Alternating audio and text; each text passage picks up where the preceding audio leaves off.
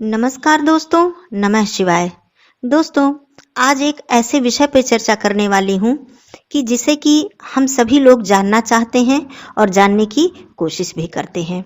आज मैं बात करूँगी ऐसे 10 लक्षणों की या तो कहें कि संकेतों की कि जिससे कि हमें पता चलता है कि ऐसे 10 लक्षण और ऐसे 10 संकेत जिस व्यक्ति के अंदर भी हैं, पाए जाते हैं, निश्चित मान लीजिए कि उनके ऊपर ईश्वर की विशेष कृपा होती है या कहिए कि ईश्वर के वो प्रिय होते हैं। और मैं बताऊंगी इन 10 संकेतों के बारे में, लक्षणों के बारे में। आप ध्यान से एक एक करके सुनिएगा और फिर ये चीज महसूस कीजिएगा या स्वयं में या किसी भी अन्य में कि क्या ये 10 संकेत या 10 लक्षण जिस भी मनुष्य के अंदर हैं, महिला हो या पुरुष हो, तो निश्चित मान लीजिए कि वो ईश्वर का प्रिय है और ईश्वर की विशेष कृपा उसके ऊपर है और वह कोई साधारण मनुष्य नहीं है। न मैं धन, दौलत, वैभव, ऐश्वर्य की बात बिल्कुल नहीं करूंगी। आइए ज्यादा देर न करते हुए इन 10 लक्षणों के बारे में मैं आप सभी लोगों को बताती हूँ। यदि आप चैनल पे पहली बार हैं तो चैनल को जरूर सब्सक्राइब कर लीजिएगा। वीडियो आपको उपयोगी लगता है तो लाइक और शेयर भी कीजिएगा। कमेंट बॉक्स में नमः शिवाय जरूर लिखिएगा। आइए दोस्तों, एक एक करके मैं बताती हूँ और आप ध्यान से इस चीज को सुनिए। सबसे पहली बात तो हमने जन्म लिया है इस धरती पर, तो हमें हमारे कर्म के फल तो मिलने ही मिलने हैं। बिना उन कर्मों के फल को भोगे बिना हमें मुक्ति बिल्कुल मिलने ही वाली नहीं है। तो ये तो हम भूल ही जाएं कि यदि ईश्वर की विशेष कृपा हम पर होगी तो मुझे दुख, कष्ट, परेशानी, चिंता, ये सारी चीजें हमारे पास नहीं आएंगी। बिल्कुल नहीं, ऐसा नहीं है, क्योंकि कर्मों के हिसाब से हमें सब कुछ मिलेगा और हमें उसे पूरी तरह से भोगना ही पड़ेगा। लेकिन उसके बाद भी ऐसे कौन से 10 लक्षण हैं, ऐसे कौन से 10 संकेत हैं जिससे हमें पता चलता है कि हम साधारण मनुष्य नहीं हैं, ईश्वर की विशेष कृपा हम पर है।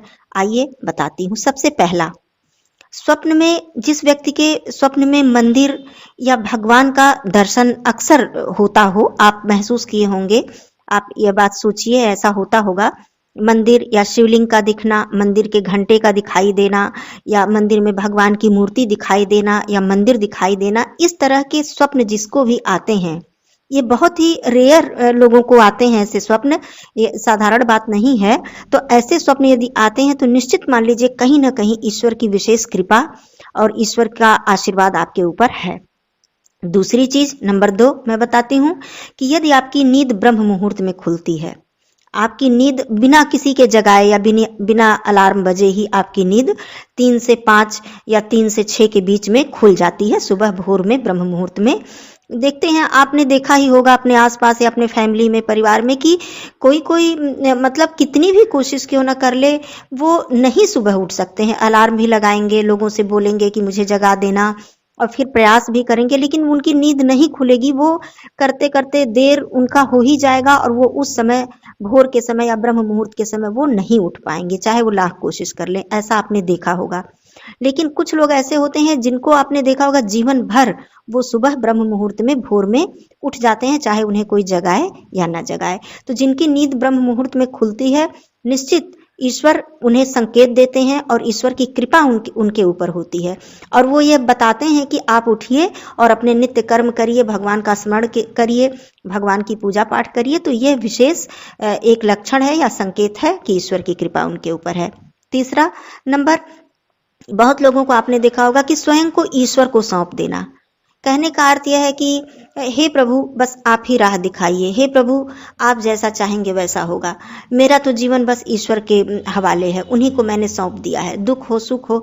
आपने ऐसा देखा होगा। तो जो मनुष्य स्वयं को ईश्वर के हवाले कर दिया है, उनके चरणों में अपना स्थान बना लिया है, तो निश्चित मान लीजिए कि ईश्वर की विशेष कृपा से ही ऐसा होता है। ऐसा सभी के साथ नहीं हो सकता, जो कि बहुत ही आशीर्वाद जिनके ऊपर भगवान का होगा, उन्हीं के साथ ऐसा होता है। चौथा नंबर मैं बताना चाहती हूँ कि जिसके अंदर ईर्ष्या, लालच, अहंकार, ये सब भाव बिल्कुल ना हो। कहने का अर्थ है जिसका मन बिल्कुल निर्मल हो, स्वच्छ हो, पवित्र हो। ये मैं नहीं कह रही हूँ, इसे स्वयं भगवान ने कहा है। कैसे? रामचरितमानस में उन्होंने स्वयं यह बात कही है सुंदरकांड में कि निर्मल मन जन सो मोहि पावा, मोहि कपट छल छिद्र न भावा। स्वयं उन्होंने यह बात कहा है कि जिन मनुष्यों का मन बिल्कुल निर्मल होगा, जिनके अंदर कपट, छल यह सब नहीं होगा, वही मुझे पा सकता है। जिनके अंदर अहंकार नहीं होगा वही मुझे पा सकता है। तो यह स्वयं भगवान ने कहा है। तो आप खुद ही सोच लिए कि जिस मनुष्य के अंदर ये सारी भावनाएं नहीं होंगी, जिस व्यक्ति के अंदर, उनके ऊपर विशेष ईश्वर की कृपा होती है और उनको ईश्वर का आशीर्वाद मिलता ही मिलता है। 5वां नंबर, आप यह महसूस कीजिए स्वयं में या किसी अन्य में कि किसी को आसानी से माफ कर देना। मेरे साथ किसी ने बुरा किया, मुझे किसी ने बुरा कहा, मुझे किसी ने कुछ अपशब्द कहा, लेकिन मेरे अंदर बहुत ज्यादा उसके प्रति क्रोध, गुस्सा या बदले की भावना नहीं आ रही है। मैंने उसे अच्छा छोड़िए, कोई बात नहीं है, उसने जो कहा कहा, मुझे बदला नहीं लेना है उसका, इस तरह की भावना, आसानी से माफ कर देना उसे। तो यह भावना भी बताती है कि आपके ऊपर ईश्वर की कृपा है, आप कोई साधारण मनुष्य नहीं है। क्योंकि माफ करना बहुत ही बड़े दिल वालों का काम होता है दोस्तों, इतना आसान नहीं होता किसी को माफ कर देना। ये बहुत ही बड़े दिल वाले ऐसा कर सकते हैं जिनके ऊपर ईश्वर की विशेष कृपा होती है। 6वां नंबर मैं बताना चाहती हूँ, नंबर 6, कि विपत्ति में भी विचलित न होना। जैसे कोई परेशानी, वो तो आनी ही आनी है, जीवन में सब कुछ चलता ही रहता है, सुख दुख, लेकिन दुख आ गया फिर भी वो शांत चित्त हैं। आप देखेंगे, और वो भगवान के भरोसे बैठे हैं कि भगवान मुझे राह दिखाएंगे, भगवान मेरा बेड़ा पार करेंगे, कोई बात नहीं, बहुत परेशानी है, दुख है, इससे भगवान मुझे बाहर निकालेंगे। विचलित नहीं होंगे, वो परेशान नहीं होंगे, बिल्कुल क्रोध में नहीं आएंगे, आवेश में नहीं आएंगे, कोई गलत कदम नहीं उठाएंगे। तो इस तरह से विपत्ति में भी विचलित जो नहीं होते हैं, वो ईश्वर के भक्त होते हैं या ईश्वर के कृपा पात्र होते हैं, वो कोई साधारण मनुष्य नहीं होते। यह भी लक्षण है, आप इसको मान लीजिए। 7वां नंबर, जितना है उतने में संतोष करना। बहुत लोग ऐसे होते हैं कि उनको कितना ज्यादा पाने की लालसा बनी होती है, उनकी इच्छा का कभी अंत ही नहीं होता है। और कुछ लोगों को आपने देखा है कि उनके पास जितना है, कम से कम है, लेकिन उनके अंदर संतोष है। उनके अंदर बिल्कुल किसी भी प्रकार की लालच नहीं है, किसी का देख के कि मेरे पास भी इतना हो जाए, ये हो जाए, वो हो जाए। उनका अपने में ही, उनके अंदर बहुत ही संतोष है कि जो भी मेरे पास है वो ईश्वर की कृपा है। ये बहुत बड़ा लक्षण है, बहुत बड़ा संकेत है कि ईश्वर की विशेष कृपा, वो कोई साधारण मनुष्य नहीं है। फिर मैं 8वां नंबर बताती हूँ, जिस मनुष्य के अंदर दया की भावना हो। दोस्तों, ये बहुत बड़ा लक्षण है गरीबों के प्रति, यहाँ तक कि पशु पक्षियों के प्रति भी। मैं कहना चाहती हूँ कि दया जरूर नहीं कि इंसानों के प्रति ही हो, पशु पक्षियों के लिए भी जिनके अंदर दया हो, गरीब के लिए दया हो। कोई दुखी हो तो मन द्रवित हो जा रहा है देख के, हम चाह रहे हैं कि उसकी किसी न किसी तरह सहायता कर दे, मदद कर दे। मेरे पास कम है फिर भी हम उसकी किसी न किसी प्रकार सहायता कर दे। ये लक्षण, ये संकेत बताते हैं कि आप ईश्वर के करीब हैं और ईश्वर के प्रिय हैं। आपके अंदर ईश्वर की कृपा आपके ऊपर विशेष रूप से है। क्योंकि ये सभी के लिए ऐसा करना संभव नहीं होता, क्योंकि अपने ही संतुष्टि में लोग लगे रहते हैं। दूसरों की मदद तो बहुत कम लोग ही कर पाते हैं कि वो दूसरों के, अपने पास कम हो फिर भी वो दूसरों की सहायता कर पाए।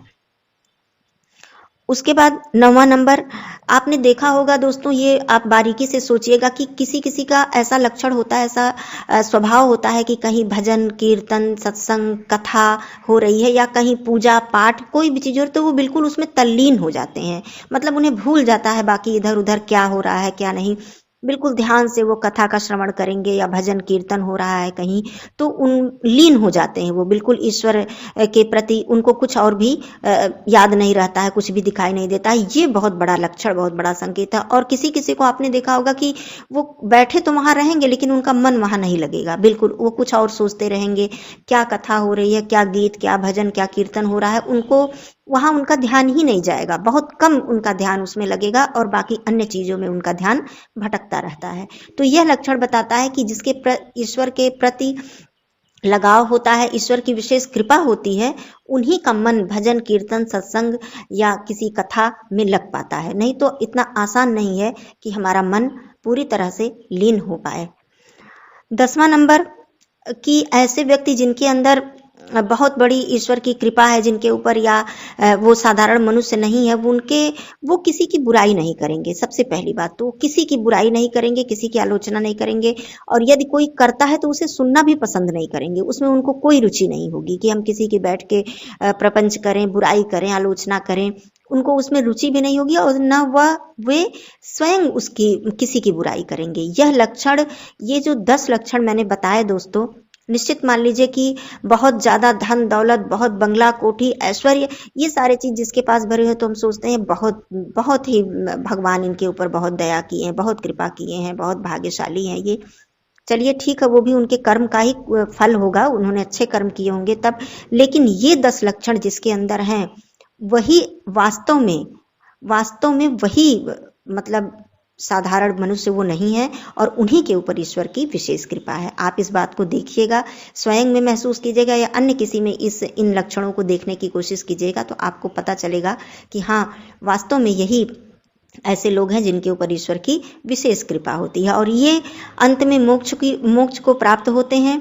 और भगवान ने स्वयं बताया है कि ऐसे लक्षण वाले लोग ही हमें प्रिय होते हैं और हम उन्हीं के ऊपर अपनी कृपा करते हैं। ऐसे लोगों का निश्चित रूप से अंत में उनको सद्गति प्राप्त होती ही होती है। जानकारी अच्छी लगी हो तो वीडियो को लाइक जरूर कर दीजिएगा। फिर मिलती हूँ अगले वीडियो में, तब तक के लिए दोस्तों धन्यवाद। नमः शिवाय।